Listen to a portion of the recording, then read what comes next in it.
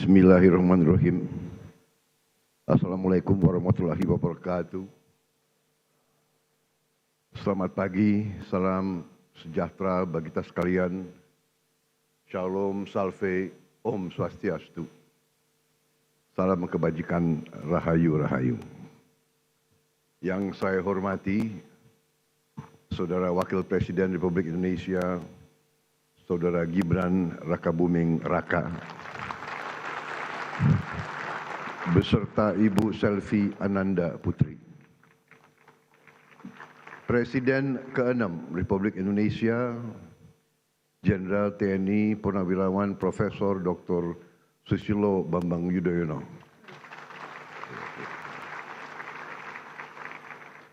Presiden Republik Indonesia ke-7, Bapak Insinyur Joko Widodo.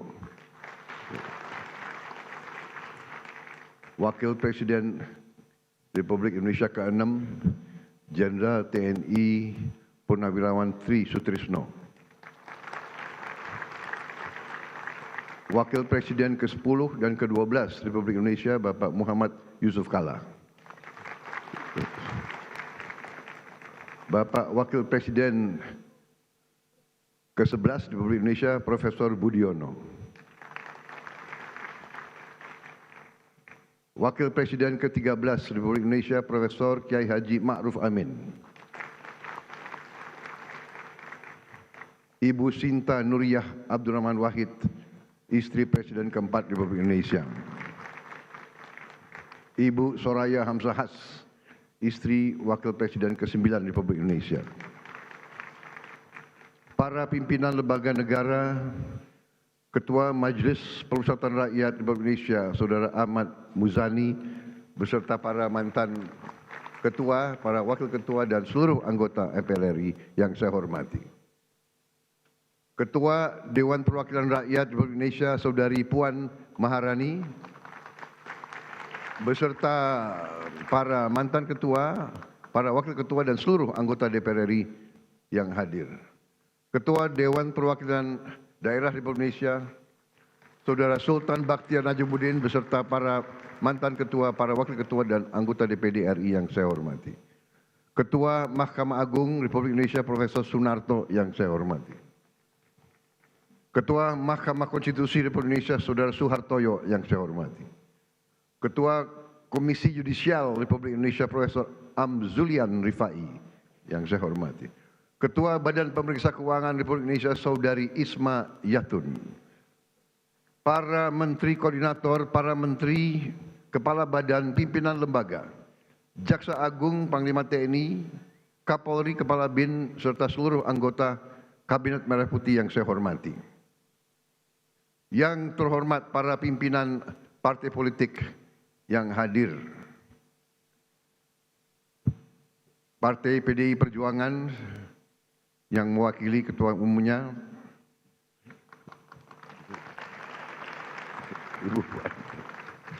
Ketua Umum Partai Golongan Karya, Saudara Bahlil Lahadalia,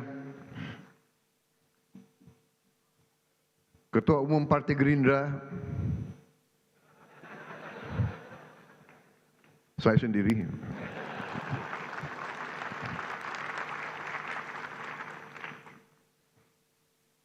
saudara-saudara sekalian, Ketua Umum Partai Amanat Nasional, Saudara Zulkifli Hasan, Ketua Umum Partai Demokrat, Saudara Agus Harimurti Yudhoyono, Ketua Umum Partai Kebangkitan Bangsa, Saudara Abdul Muhaimin Iskandar, Presiden Partai Keadilan Sejahtera, Saudara Muzamil Yusuf, Ketua Umum Partai Nasional Demokrat, Saudara Surya Paloh, para duta besar negara sahabat yang saya hormati,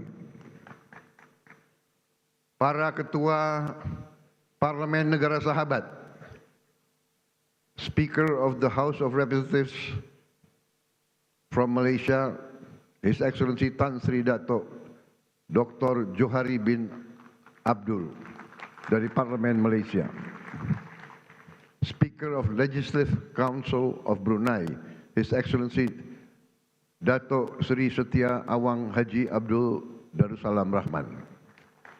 Speaker of the Parliament of Singapore, His Excellency Mr. Seah Kian Peng.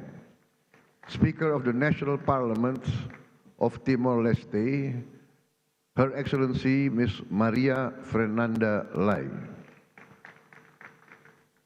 Yang saya hormati dan saya banggakan rekan-rekan pers media dari dalam dan luar negeri, para tamu undangan yang saya hormati, para wakil-wakil rakyat yang hadir, saudara-saudara sekalian yang saya cintai, seluruh rakyat Indonesia, sebangsa dan setanah air dimanapun engkau berada pada hari ini.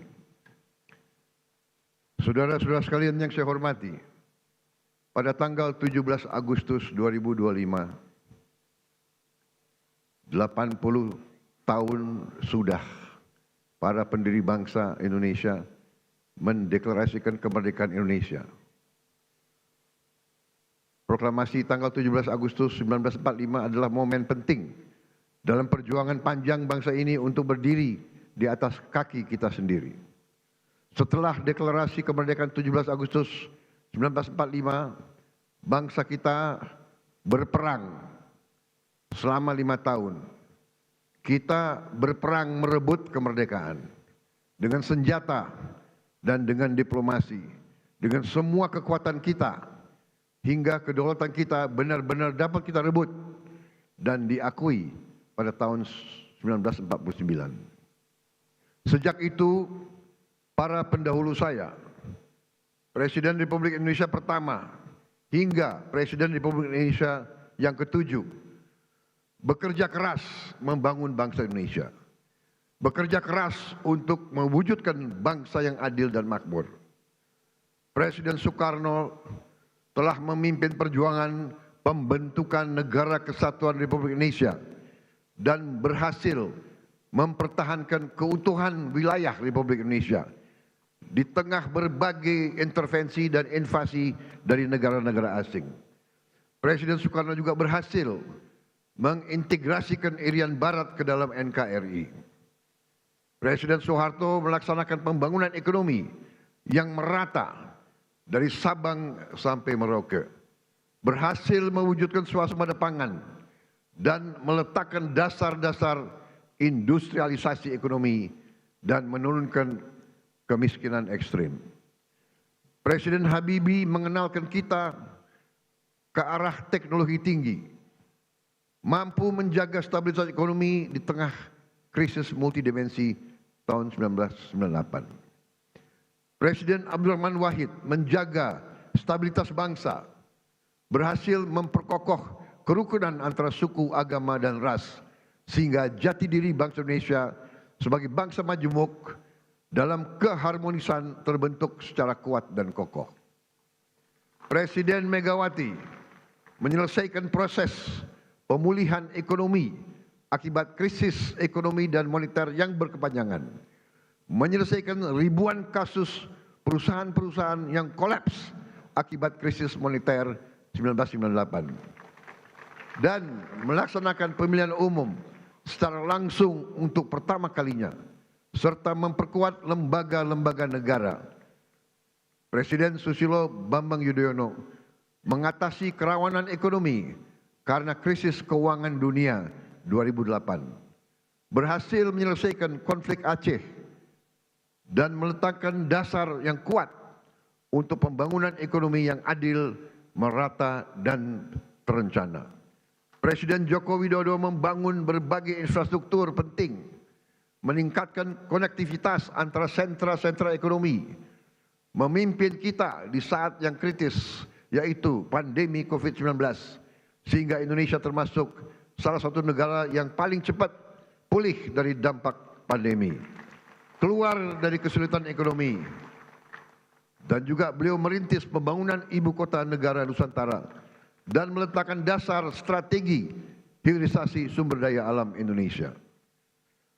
Seluruh presiden pendahulu saya bersama pemerintah yang mereka pimpin berupaya mewujudkan Indonesia yang lebih dekat dengan cita-cita kemerdekaan kita, yaitu negara yang merdeka, berdaulat, adil, dan makmur. negara yang sesuai dengan cita-cita pembentukan negara kita, yang tercantum dalam pembukaan Undang-Undang Dasar 1945, yaitu negara yang melindungi segenap bangsa Indonesia dan seluruh tumpah darah Indonesia, memajukan kesejahteraan umum, mencerdaskan kehidupan bangsa, dan melaksanakan ketertiban dunia yang berdasarkan kemerdekaan, perdamaian abadi, dan keadilan sosial. Saudara-saudara sekalian yang saya hormati, tujuan kita merdeka adalah untuk merdeka dari kemiskinan, untuk merdeka dari kelaparan, merdeka dari penderitaan. Negara kita harus bisa berdiri di atas kaki kita sendiri. Negara kita harus berdaulat secara ekonomi dan mampu memenuhi kebutuhan pangan kita sendiri. Negara kita diberi karunia oleh Allah SWT sumber daya yang melimpah ruah. Tantangan kita adalah menjaga dan mengelola kekayaan kita agar cita-cita kemerdekaan kita dapat terwujud dalam waktu sesingkat-singkatnya.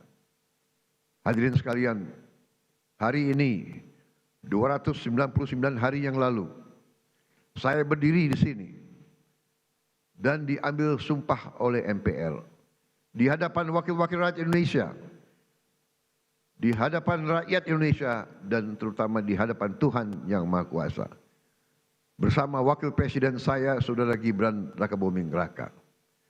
Dan di hari yang hikmat ini, saya kembali berdiri di depan saudara-saudara, di depan wakil-wakil rakyat, untuk menyampaikan laporan kerja pemerintahan yang saya pimpin dan lembaga-lembaga negara.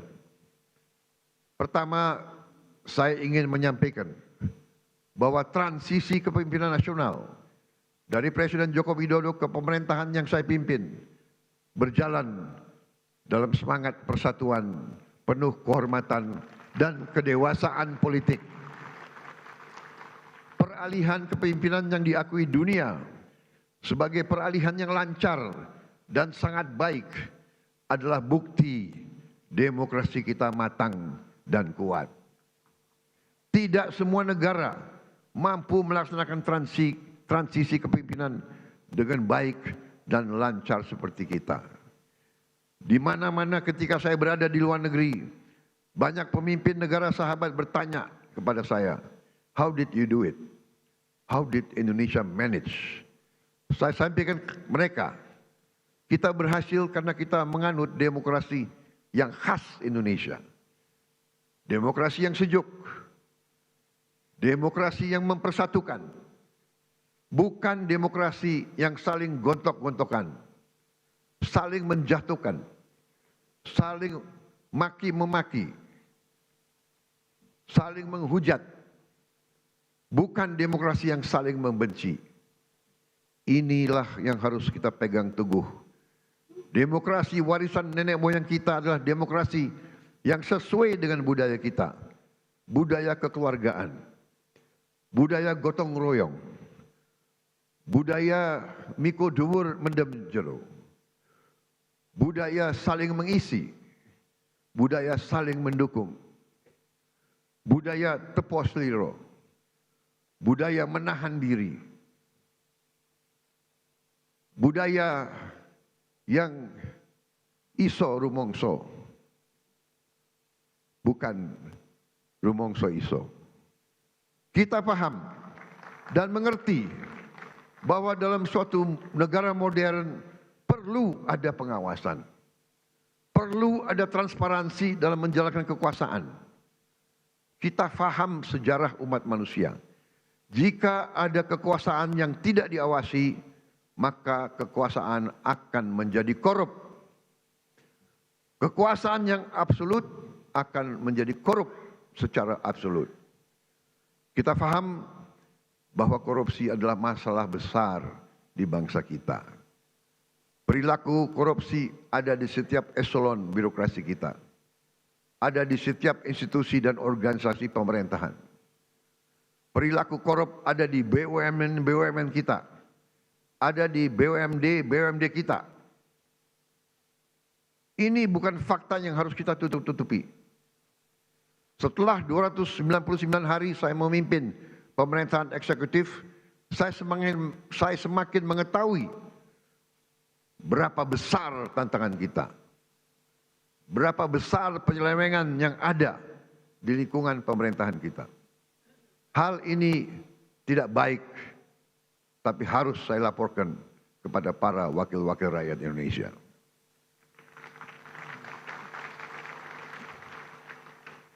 Dalam pidato pelantikan saya di sini, saya sampaikan, bangsa Indonesia harus berani melihat kekurangan-kekurangan sendiri. Harus berani melihat kesalahan-kesalahan kita sendiri. Harus berani melihat penyakit-penyakit yang ada di tubuh kita, agar kita bisa perbaiki kekurangan-kekurangan tersebut. Tanpa mau mengakui, tidak mungkin kita mampu memperbaiki. Saya disumpah untuk melaksanakan perintah Undang-Undang Dasar Republik kita. Karena itu, saya tidak ada pilihan lain selain memimpin upaya pemberantasan korupsi dan penyelewengan di semua lembaga eksekutif dan pemerintah. Itulah sebabnya pada awal tahun 2025 ini kami telah identifikasi dan telah selamatkan 300 triliun uang, 300 triliun rupiah dari APBN yang kami lihat rawan diselewengkan.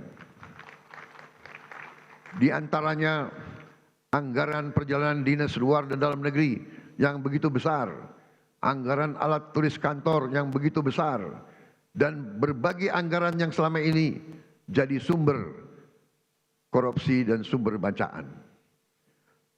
Efisiensi ini diperintah oleh Undang-Undang Dasar kita, yaitu ayat 4 pasal 33 Undang-Undang Dasar Negara Republik Indonesia.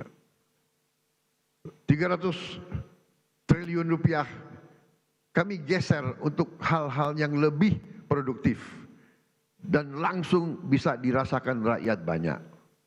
Majelis yang terhormat, sebagai Presiden Republik Indonesia, saya bertanggung jawab atas pemerintahan eksekutif. Saya berkewajiban menegakkan hukum demi keselamatan bangsa. Saat ini kita menghadapi realita terjadi kebocoran kekayaan negara kita dalam skala yang sangat besar. Kita mengalami suatu kondisi yang saya sebut net outflow of national wealth. Janganlah kita menghabiskan tenaga kita untuk mencari siapa yang salah.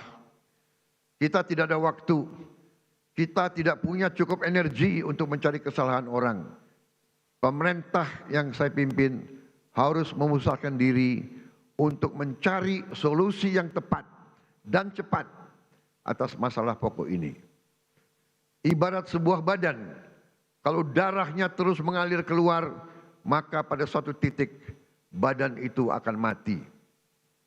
Kalau mengalirnya kekayaan kita ke luar negeri, kita biarkan terus-menerus, kita berpotensi jadi negara gagal.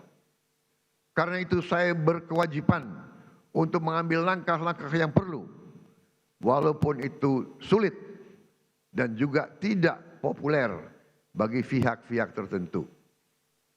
Saya harus mengambil langkah-langkah untuk menyelamatkan kekayaan negara agar bisa digunakan untuk kepentingan bangsa kita di hari ini dan di hari esok. Untuk kepentingan generasi sekarang dan generasi mendatang. Terus terang saya katakan di sini di hadapan saudara-saudara sekalian, kalau kita konsekuen menjalankan apa yang telah dibuat oleh para pendiri bangsa kita, oleh Bung Karno, Bung Hatta, Bung Syahrir, Haji Agus Salim, tokoh-tokoh generasi 45, yaitu rancang bangun, blueprint negara, bagaimana negara harus dijalankan, yang semua sudah tertuang dalam Undang-Undang Dasar 1945. Saya yakin bangsa kita akan selamat. Undang-Undang Dasar 1945 harus kita pelajari. Undang-Undang Dasar 1945 janganlah menjadi mantra, janganlah menjadi slogan, hanya di bibir kita teriak-teriak terus. Undang-Undang Dasar 1945 adalah rancang bangun yang relevan, rancang bangun yang ampuh, rancang bangun yang nyata, dan rancang bangun yang operasional untuk kita gunakan. Saya melihat ada kecenderungan dari sebagian kaum elit Indonesia, sebagian orang-orang yang memandang dirinya paling pinter di republik ini. Mereka memandang bahwa pemikiran Bung Karno, pemikiran Bung Hatta, pemikiran generasi 45 tidak relevan lagi di zaman sekarang. Sudah kuno, sudah lawas untuk menghadapi tantangan abad ke-21. Menurut hemat saya, pemikiran tersebut adalah keliru. Generasi 45, generasinya Bung Karno, Bung Hatta, Syahrir, semua tokoh-tokoh itu adalah generasi yang mengalami penjajahan. Mereka mengalami imperialisme. Mereka sadar dan mereka merasakan, melihat bahwa kekayaan Indonesia diangkut ratusan tahun keluar dari Nusantara ini. Karena itu mereka menyusun rancang bangun. Mereka buat dokumen yang tidak terlalu panjang, tapi sangat eksplisit menjelaskan bagaimana kita harus laksanakan ekonomi kita dan demokrasi kita. Saya berkeyakinan apabila kita jalankan rancang bangun yang sudah dibuat oleh para pendahulu kita, kita akan jadi negara yang kuat. Saudara-saudara sekalian, kekuatan suatu negara terletak bagaimana negara itu bisa menguasai dan mengelola kekayaan. Karena itu kita harus berani koreksi apabila kita telah mengambil langkah yang keliru. Sungguh aneh negara dengan produksi kelapa sawit terbesar di dunia pernah mengalami kelangkaan minyak goreng. Ini aneh sekali. Tidak masuk di akal sehat. Dan ternyata memang itu ternyata adalah permainan manipulasi yang tadi sudah disinggung oleh Ketua DPR yang saya beri nama serakah Nomex.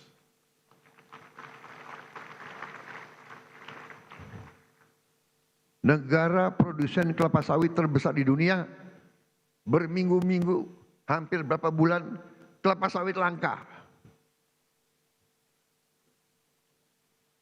Saudara, juga sungguh aneh. Kita subsidi pupuk, subsidi alat pertanian, subsidi pestisida, subsidi irigasi, waduk. Kita subsidi beras, tapi harga pangan kadang-kadang tidak terjangkau oleh sebagian rakyat kita.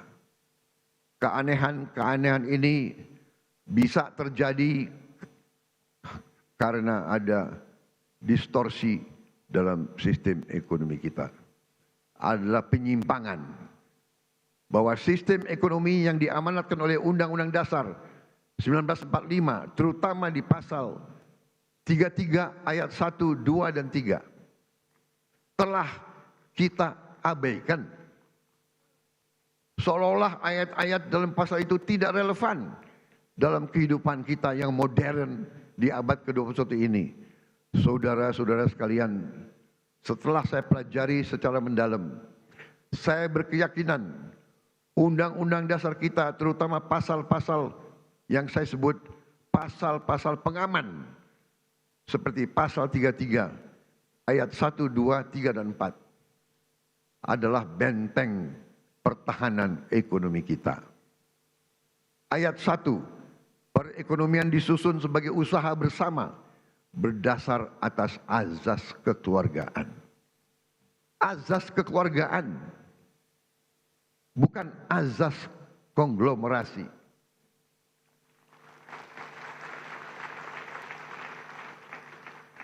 Cabang-cabang produksi yang penting bagi negara dan yang menguasai hajat hidup orang banyak dikuasai oleh negara.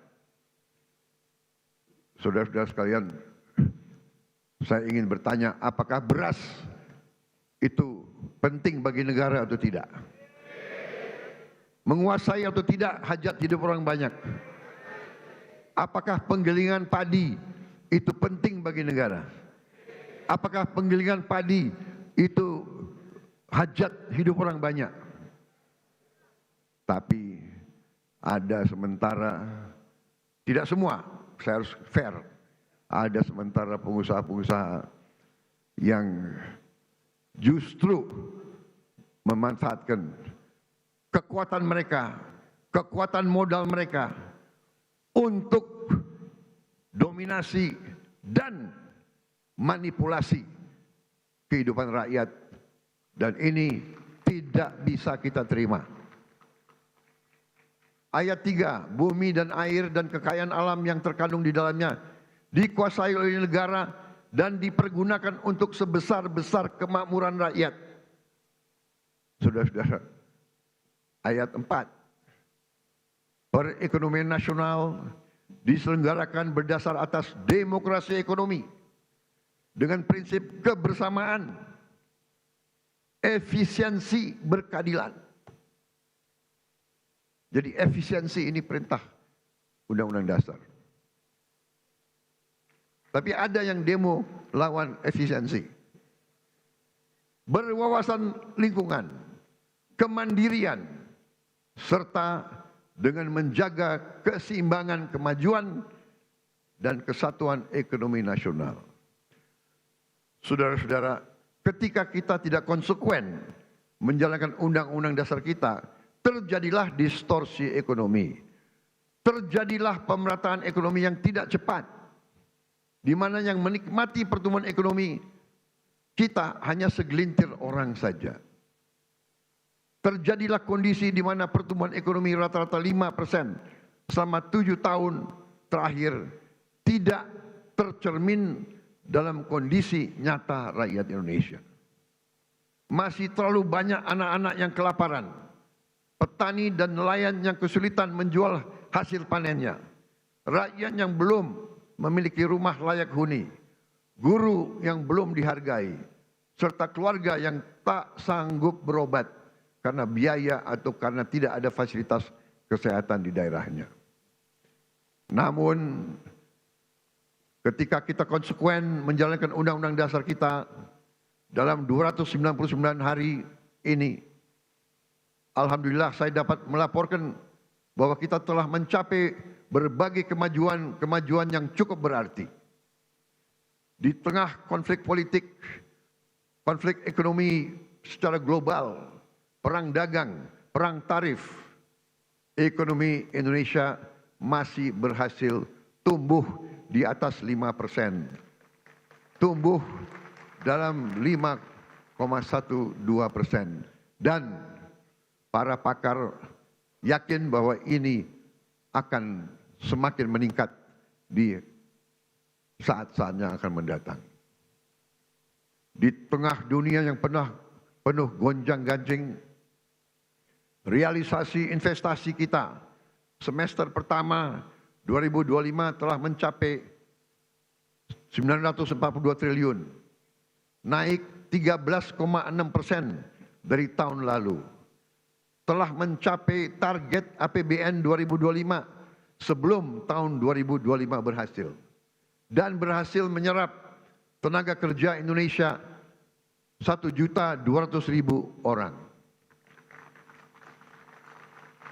Saudara-saudara sekalian, kita telah melaksanakan intervensi strategis untuk memperbaiki gizi 82 juta anak-anak Indonesia dan ibu-ibu hamil.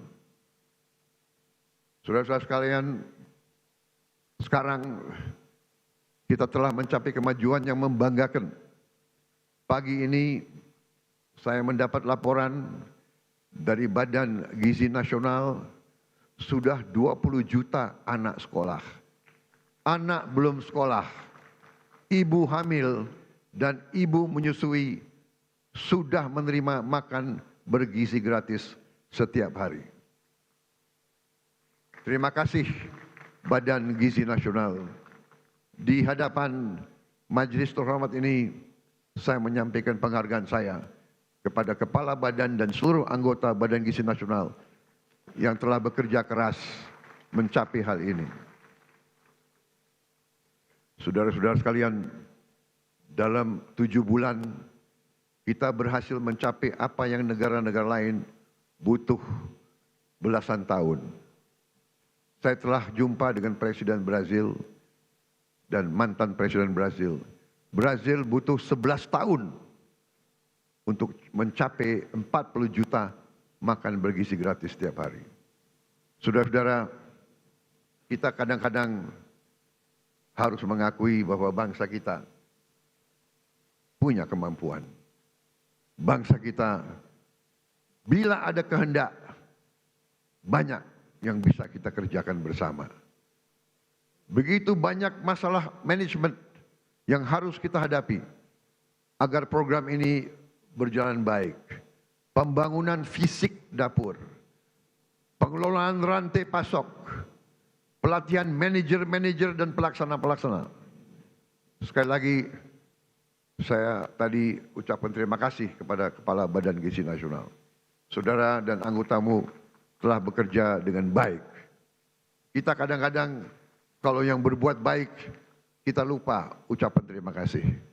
Kalau yang berbuat salah, kita tidak akan lupa-lupa. Terus diingat. Saya juga ucapkan terima kasih kepada semua pihak yang telah mendukung terlaksananya makan bergizi gratis. TNI, Polri, Nahdlatul Ulama, Muhammadiyah, ormas-ormas, koperasi-koperasi, yayasan-yayasan yang telah rame-rame terlibat dan bergotong royong membentuk Satuan Pelayanan Pemenuhan Gizi di seluruh provinsi Indonesia.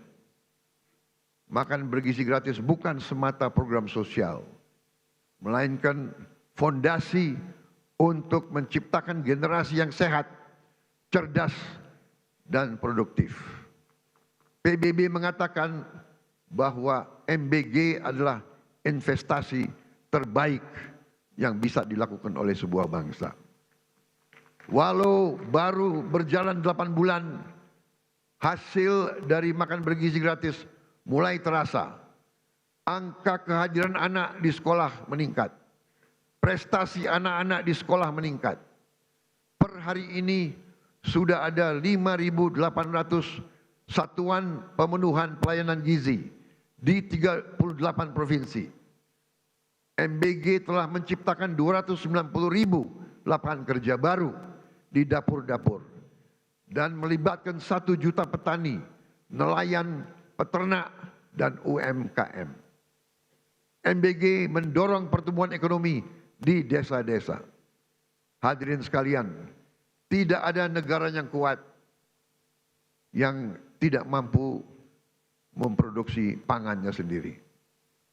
Oleh karena itu, pemerintah yang saya pimpin bekerja keras untuk memutus ketergantungan pada impor dengan membuka jutaan hektar sawah baru di Kalimantan Tengah, di Kalimantan Barat, di Sumatera, di Papua, dan beberapa daerah lain. Selain melakukan ekstensifikasi, kami juga melakukan intensifikasi. Kami mendorong produksi pangan di desa-desa. Kami memotong birokrasi penyaluran pupuk. Kita salurkan pupuk langsung dari pabrik ke petani-petani dan memberi bantuan alat pertanian kepada para petani kita. Kami juga tingkatkan harga beli gabah menjadi rupiah 6.500 per kilogram agar petani sebagai produsen menikmati keuntungan yang berarti. Hari ini kita surplus produksi beras. Stok cadangan beras nasional kita hari ini lebih dari 4 juta ton. Ini adalah tertinggi selama sejarah NKRI. Untuk pertama kali dalam puluhan tahun Indonesia bisa kembali mengekspor beras dan jagung. Saya perhatikan di mana-mana para petani tersenyum karena harga gabah stabil dan penghasilan mereka meningkat. Untuk melindungi konsumen Indonesia, pemerintah yang saya pimpin akan selalu mewaspadai kecurangan-kecurangan, manipulasi, penipuan, upaya penimbunan, dan menahan distribusi bahan pangan. Pemerintah yang saya pimpin tidak akan ragu-ragu. Kami akan selalu tegas pada mereka yang melanggar aturan. Mereka yang mempersulit kehidupan rakyat, mereka yang cari keuntungan gila-gilaan di atas penderitaan orang kecil. Pemerintah yang saya pimpin akan konsekuen menggunakan segala kewenangan yang diberikan kepada kami dari Undang-Undang Dasar 1945 dan juga Undang-Undang Nomor 7 tahun 2014 tentang perdagangan, terutama pasal 107, Jungto pasal 29 ayat 1 yang berbunyi pelaku usaha yang menyimpan barang kebutuhan pokok dan atau barang penting dalam jumlah dan waktu tertentu pada saat terjadi kelangkaan barang, gejolak harga dan atau hambatan lalu lintas bisa mendapat pidana penjara paling lama 5 tahun dan atau denda paling banyak 50 miliar rupiah. Hadirin sekalian, saya pastikan perusahaan-perusahaan siapapun yang berani manipulasi dan melanggar, kami akan proses hukum. Dan berdasarkan wewenang konstitusional yang ada pada Presiden Republik Indonesia, kami akan sita yang bisa kami sita. Kami akan selamatkan rakyat. Kami akan membela kepentingan rakyat. Kami pastikan rakyat Indonesia tidak akan menjadi korban serakanomics. Korban mereka-mereka yang mengejar keuntungan sebesar-besarnya, menipu dan mengorbankan rakyat Indonesia, dan membawa keuntungan itu, kekayaan itu keluar dari Republik Indonesia. Ini harus kita hentikan.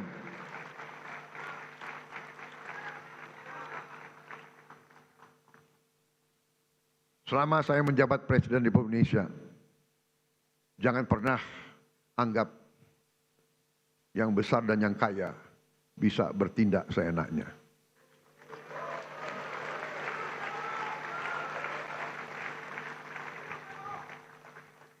Kami tidak gentar dengan kebesaranmu. Kami tidak gentar dengan kekayaanmu. Karena kekayaanmu berasal dari rakyat Indonesia. Pemerintah yang saya pimpin tidak akan ragu-ragu membela kepentingan rakyat Indonesia.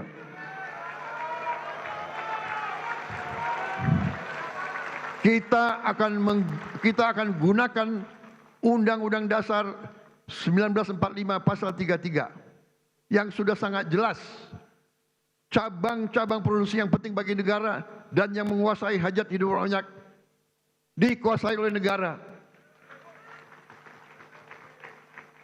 Ini warisan Bung Karno, ini warisan Bung Hatta, ini warisan Bung Syahrir. Saya yakin mereka berada di atas kebenaran. Atas dasar inilah hari ini saya umumkan, setelah pertimbangan cermat oleh pemerintah untuk melindungi hak rakyat mendapatkan beras yang tepat. Tepat takaran, tepat kualitas, harga terjangkau, dan usaha penggilingan beras skala besar harus mendapat izin khusus dari pemerintah. Kalau mereka masih mau bergerak di bidang ini. Kalau tidak, yang besar silahkanlah pindah ke bidang lain. Jangan main di atas kebutuhan dasar rakyat Indonesia.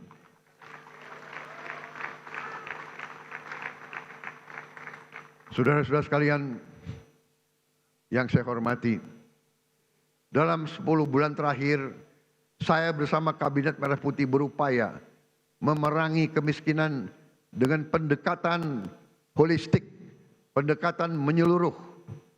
Kami ingin angka kemiskinan ekstrem segera turun ke 0% dalam tempo sesingkat-singkatnya. Karena itu untuk pertama kali dalam sejarah Republik Indonesia, kami telah membentuk sistem data tunggal sosial ekonomi nasional, DTSEN. DTSEN menjadi pegangan kita. Kami pastikan program-program pemerintah untuk masyarakat miskin tepat sasaran. Dengan DTSEN kami menjaring siapa yang berhak menerima manfaat. Sebelumnya kami dapat laporan bahwa masih ada orang kaya yang menikmati subsidi rakyat. Dengan sekarang kita ingin tepat sasaran. Saudara-saudara sekalian, salah satu upaya kita untuk memutus rantai kemiskinan absolut adalah kita membentuk sekolah rakyat.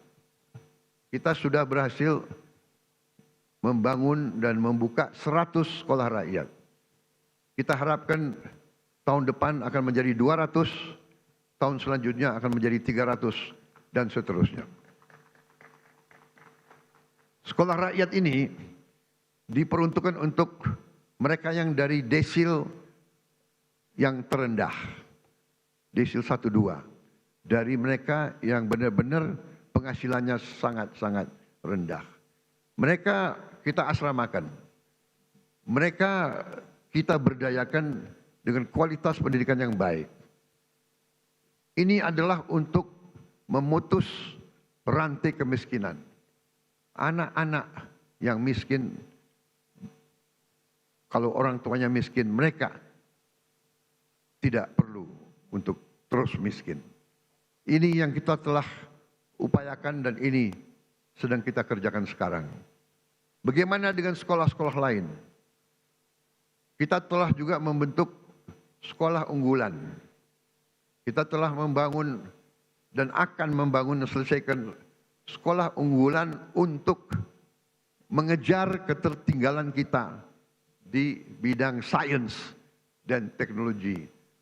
Kita bentuk sekolah unggul Garuda, rencananya 20, dan akan ada 80 sekolah unggul Garuda transformasi.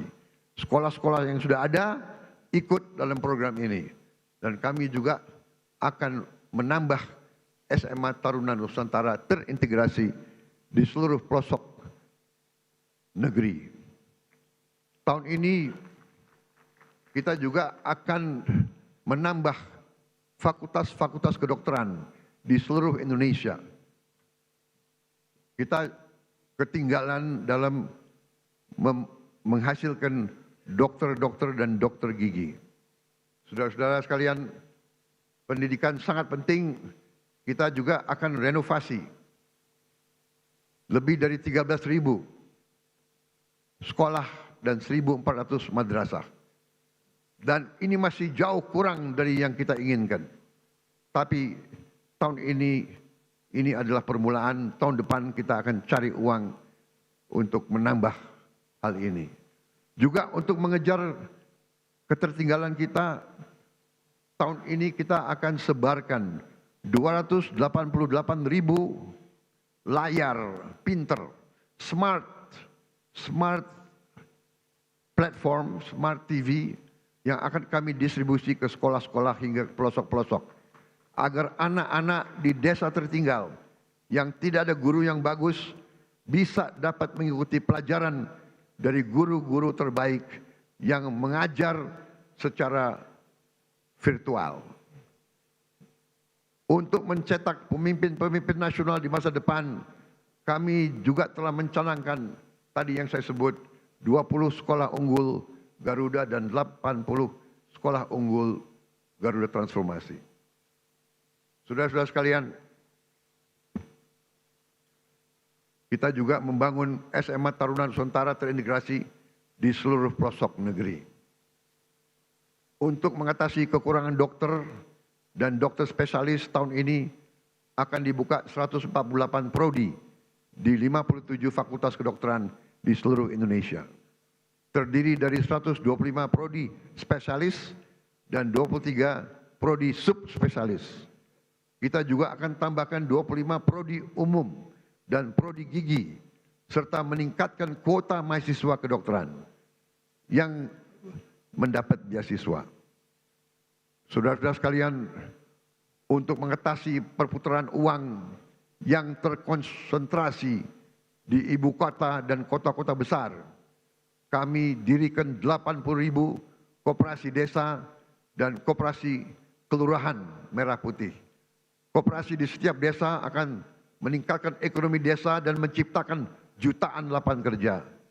Koperasi desa kelurahan juga akan meringankan beban hidup masyarakat kita dengan menjual beras murah, minyak goreng murah, LPG bersubsidi, pupuk bersubsidi sesuai dengan harga jual. Kita juga akan membuat rakyat bisa punya akses kepada protein, kepada ikan dan daging dalam harga yang terjangkau. Untuk mempercepat investasi di hilirisasi sumber daya alam dan berbagai bidang strategis, untuk membuka lapangan kerja berkualitas, kami bersama DPR RI telah membentuk apa yang kita sebut Badan Pengelola Investasi Danantara Indonesia. Danantara adalah lembaga pengelola investasi dengan aset dalam pengelolaan lebih dari 1 triliun US dollar. Danantara akan ciptakan jutaan lapangan kerja berkualitas, terutama di bidang hilirisasi.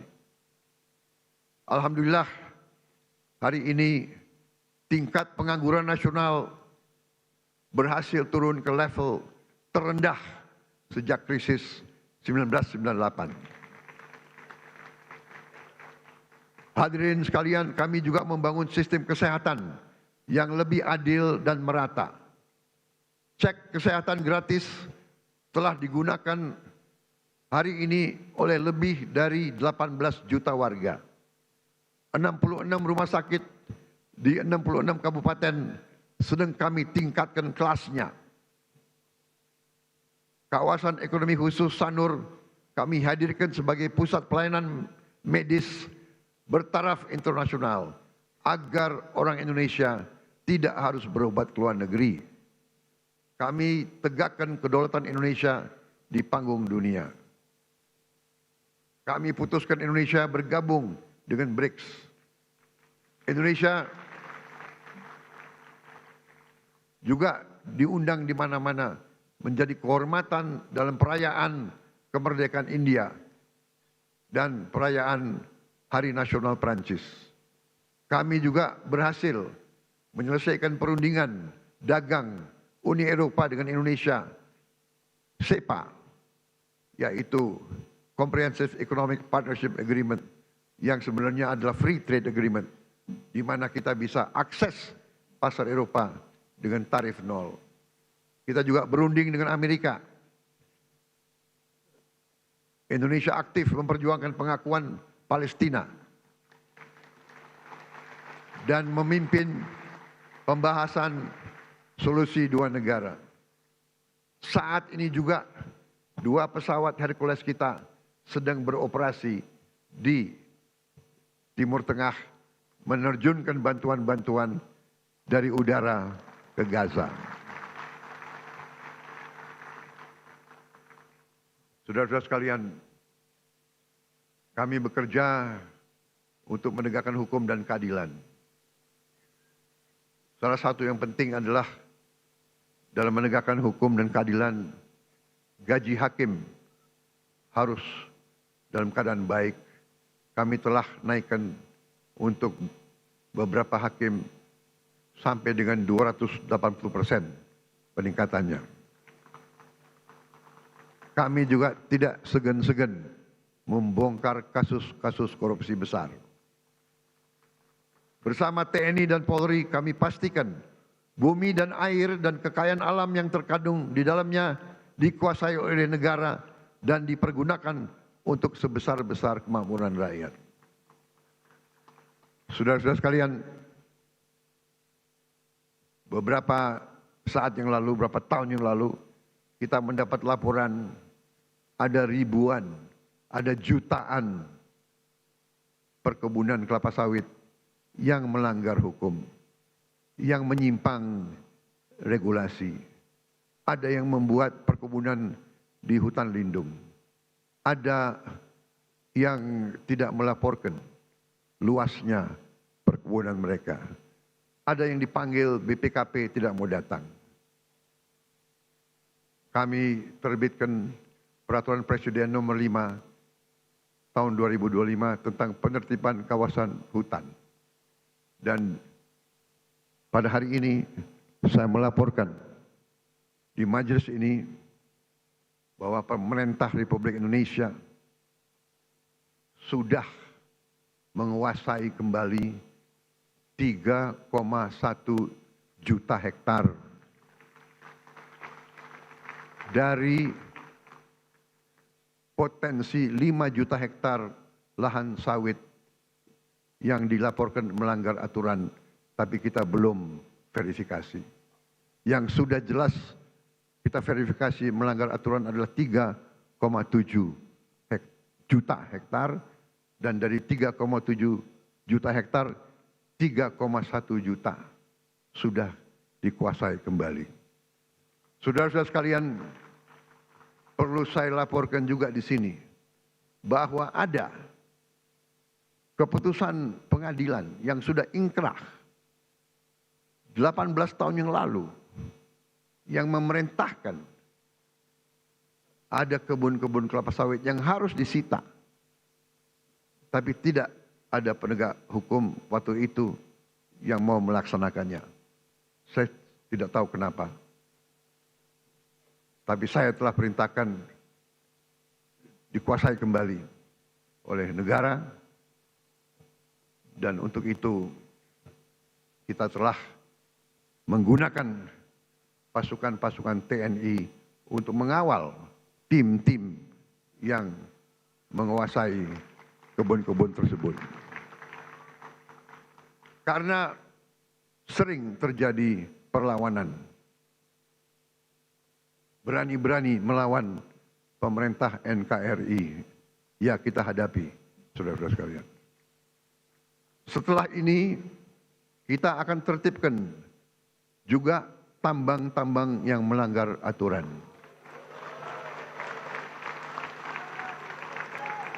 Saya telah diberi laporan oleh aparat-aparat bahwa terdapat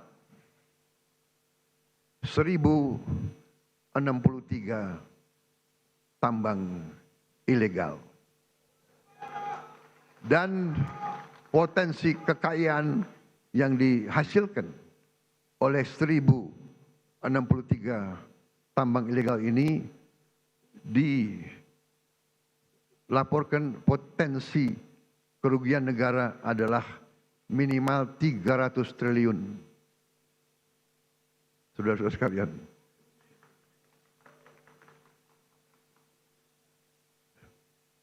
saya minta dukungan seluruh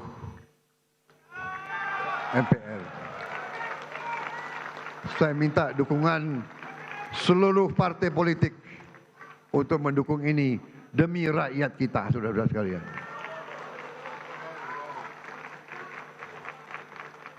Dan saya beri peringatan, apakah ada orang-orang besar, orang-orang kuat, jenderal-jenderal dari manapun, apakah jenderal dari TNI atau jenderal dari polisi atau mantan jenderal,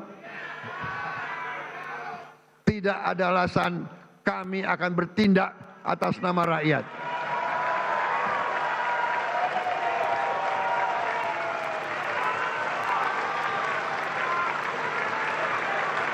Dan sebagai sesama pimpinan partai, saya ingatkan anggota-anggota semua partai, termasuk partai saya Gerindra, cepat-cepat kalau ada terlibat, Anda jadi justice collaborator. Anda laporan aja, karena walaupun kau Gerindra, tidak akan saya lindungi, saudara-saudara sekalian. Kalau ada yang berani, ya, saya telah perintahkan Panglima TNI dan Kapolri, kalau Anda mau ke provinsi ini, pakai pasukan dari provinsi lain. Jangan-jangan ada anak buahmu di kebun-kebun itu. Saudara-saudara wakil rakyat, saudara tahu keadaan yang sebenarnya. Benar?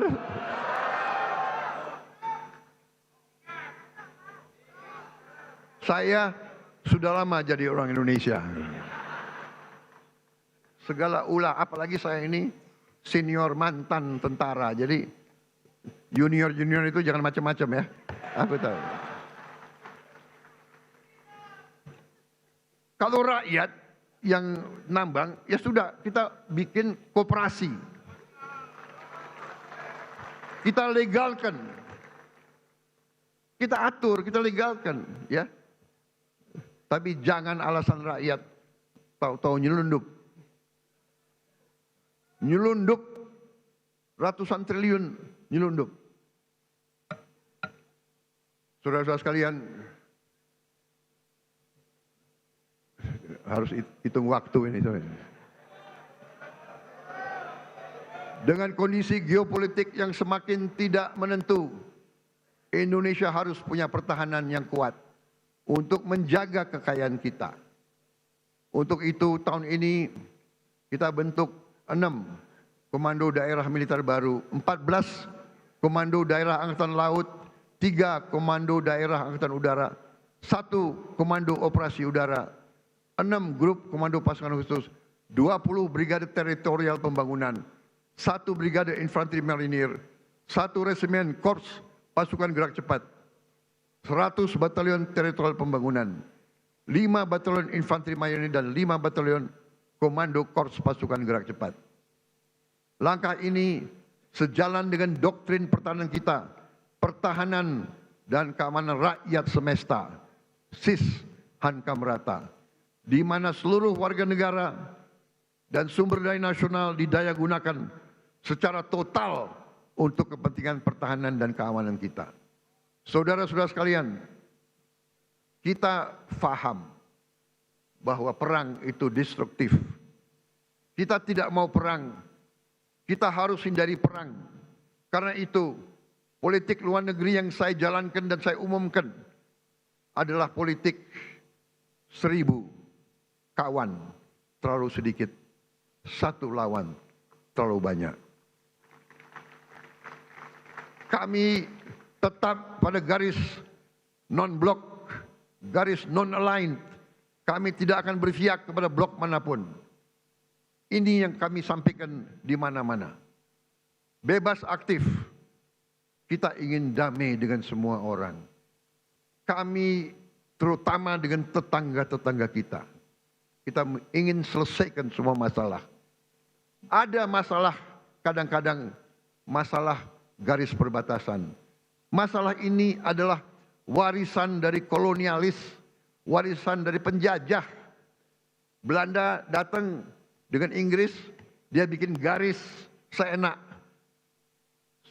jidatnya, dia bikin garis itu. Yang repot kita sekarang, ya kan? Kita mau ditabrakan sama Malaysia.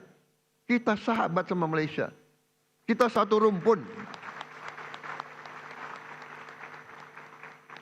Tapi selalu politik divida et impera itu selalu ada. Janganlah kita naif.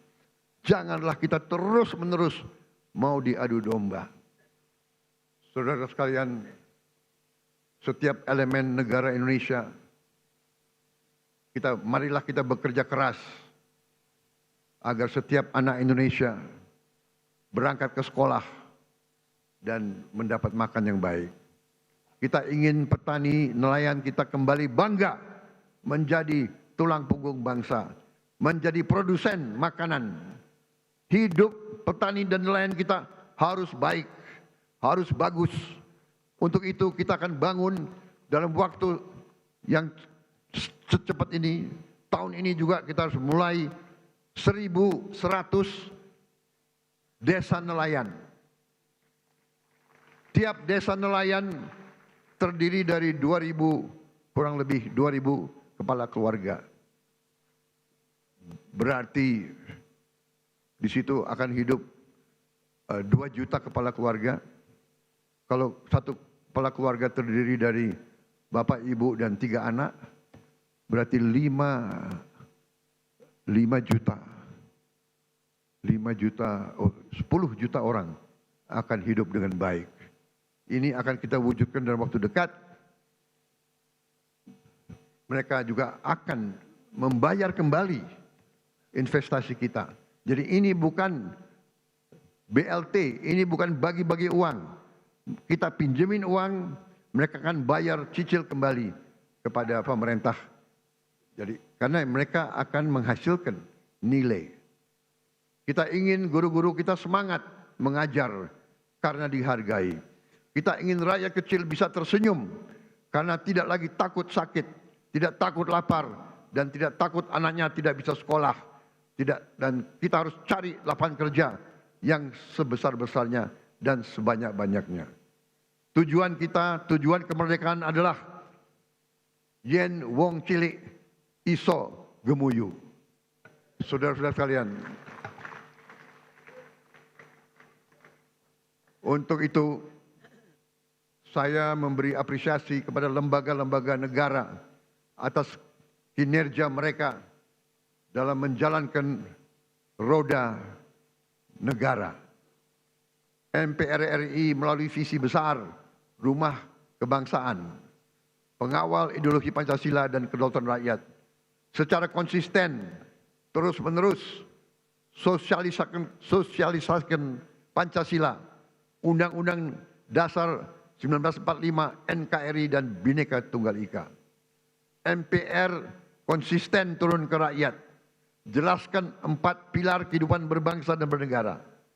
Ini sangat penting karena pemahaman Undang-Undang Dasar 1945 bisa menyelamatkan ekonomi kita, bisa menyelamatkan demokrasi kita. DPR RI pada periode awal 2024-2009 telah membahas dan mengesahkan 14 rancangan undang-undang dan telah menetapkan program legislasi nasional tahun 2025 dan jangka menengah 2025-2029. Sehingga perencanaan, penyusunan dan pembahasan RUU berjalan secara terarah dan terukur. Pada pelaksanaan fungsi penganggaran, DPR RI telah membantu pemerintah mewujudkan efisiensi berkeadilan di APBN kita yang merupakan mandat dari Undang-Undang Dasar 1945 serta membantu menyusun RAPBN 2026 yang akan saya sampaikan sore hari ini. DPR RI juga telah melaksanakan fungsi pengawasan yang luas melalui 26 panitia kerja pengawasan dan 3 tim pengawasan. DPD RI telah menetapkan lebih dari 50 keputusan kelembagaan yang mencerminkan peran aktif dan strategis DPD dalam memperjuangkan aspirasi dan kepentingan daerah di tingkat pusat.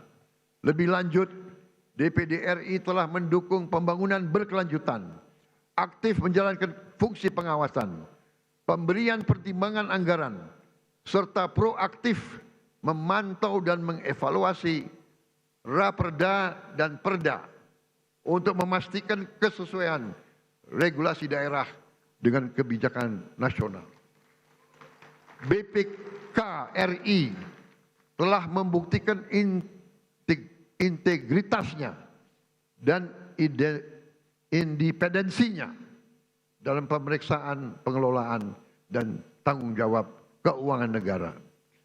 Capaian BPK di tahun 2024 antara lain mendorong peningkatan akuntabilitas tata kelola keuangan negara serta kualitas pertanggungjawaban pelaksanaan anggaran, sehingga kementerian dan lembaga yang telah mencapai status wajar tanpa pengecualian mencapai 97,7% untuk tahun anggaran 2024. Mengawal program prioritas nasional, meningkatkan efektivitas belanja APBN, serta penyelamatan puluhan triliun rupiah uang dan aset negara.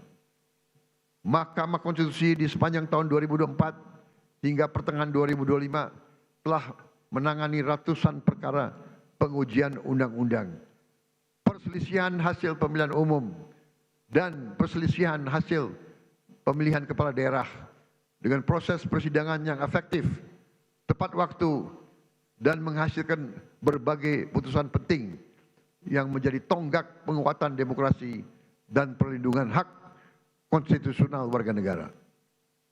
Mahkamah Agung secara serius dan berkelanjutan melakukan reformasi peradilan, modernisasi manajemen perkara, penyelesaian sengketa perdata secara cepat dan berorientasi pada perdamaian, serta penanganan perkara pidana dengan pendekatan restoratif justice.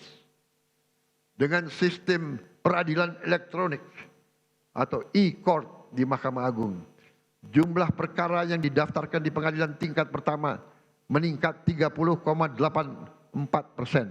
dari tahun sebelumnya. Penyelesaian sengketa perdata dengan nilai gugatan di bawah 500 juta rupiah meningkat 68%. Dan tingkat keberhasilan penyelesaian sengketa melalui mediasi meningkat 28%. Capaian ini adalah bukti nyata kerja keras Mahkamah Agung untuk mewujudkan peradilan yang modern, cepat, berbiaya ringan, dan berkeadilan bagi seluruh rakyat Indonesia.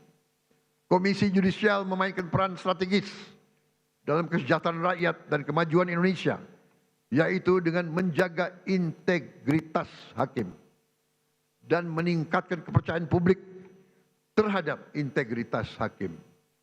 Sepanjang tahun 2024 sampai dengan periode Juli 2025, Komisi Yudisial telah melaksanakan seleksi calon hakim agung dan hakim ad hoc yang menghasilkan sebanyak 9 orang calon hakim agung, 3 orang calon hakim ad hoc di Mahkamah Agung. Komisi Yudisial juga telah menerima 3.752 laporan masyarakat terkait dugaan pelanggaran kode etik dan pedoman perilaku hakim, dan mengusulkan penjatuhan sanksi kepada 116 orang hakim.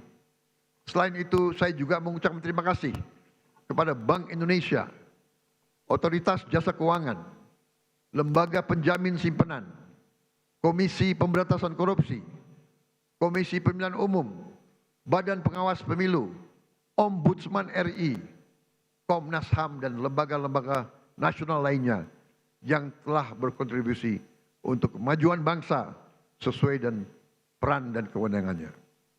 Terakhir, saya juga mau gunakan kesempatan ini untuk mengucapkan terima kasih kepada setiap pengusaha nasional yang telah membuka lapangan kerja di Indonesia, menanamkan modal di Indonesia, dan menyimpan hasil usahanya di Indonesia.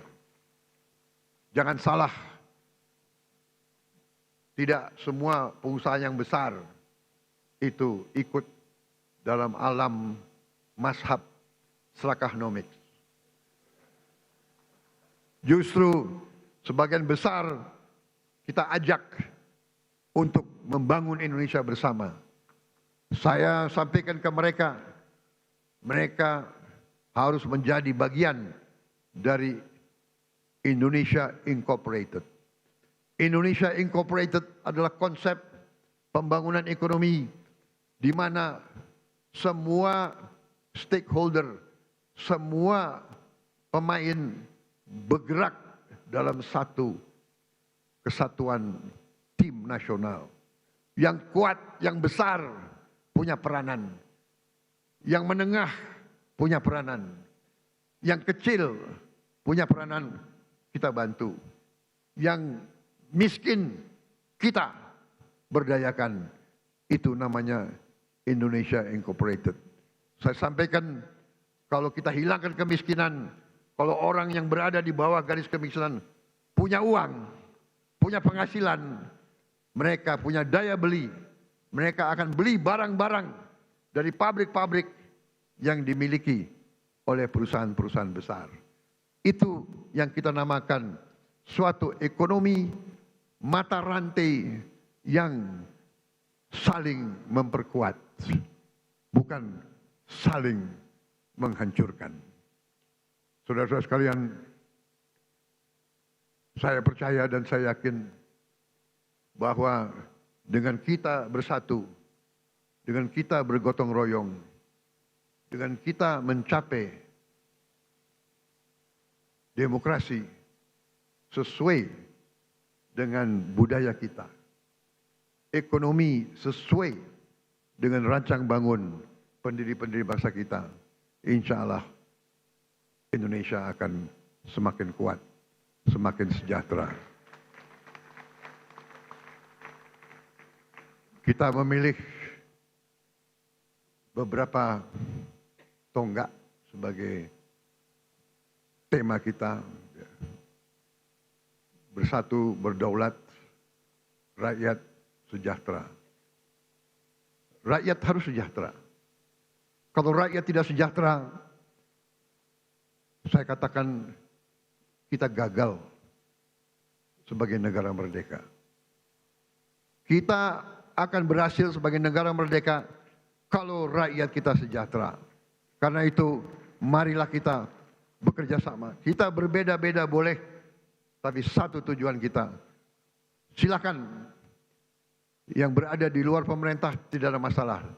Terima kasih. Kita butuh koreksi.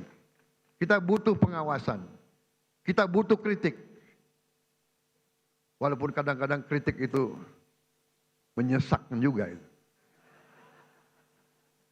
Tapi nggak ada masalah. Jangan berhenti kritik. Saya juga minta dari koalisi kita tetap di dalam koalisi harus berani mengawasi, harus berani koreksi, ya. Tidak boleh ada yang merasa lebih kuat dari hukum. Tidak boleh ada yang merasa tidak dapat diatur, tidak dapat diperiksa. Saya kira itu yang ingin saya sampaikan. Terima kasih. Sidang majelis yang terhormat, Dirgahayu Republik Indonesia ke-80.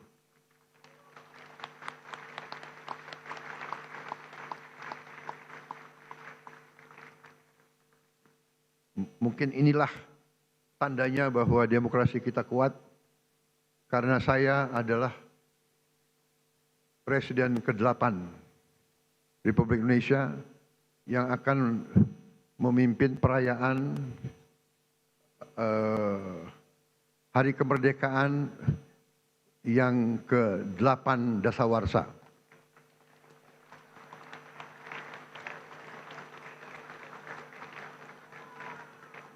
Memang ditakdirkan untuk jadi presiden ke-8. Dan saya adalah bukti bahwa demokrasi kita berjalan. Karena saya ikut pemilu 5 kali.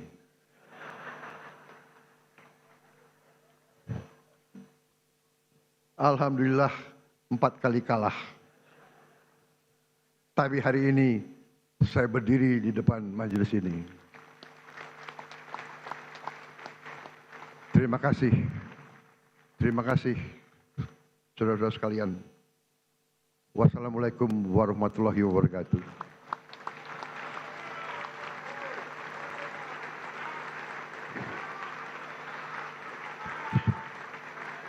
Shalom, salve, Om, Santi, Santi, Santi, Om. Merdeka! Merdeka!